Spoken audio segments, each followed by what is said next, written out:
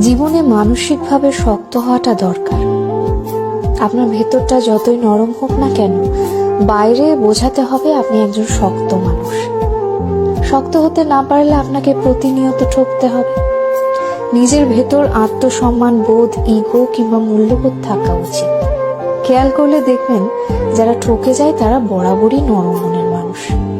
শক্ত মনের কাউকে মানুষ ঠকাতে পারে না। সবকিছু রিভেঞ্জ অফ নেচার অর্থাৎ প্রকৃতির প্রতিশোধের উপর ছেড়ে দিতে নেই। কিছু বিষয়ে আপনার নিজেরও প্রতিশোধ নেওয়ার দরকার আছে।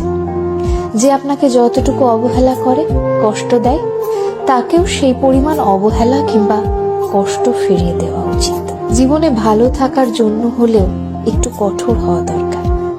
যে কোনো কিছু সহজে পেয়ে গেলে মানুষ মূল্য দিতে জানে না।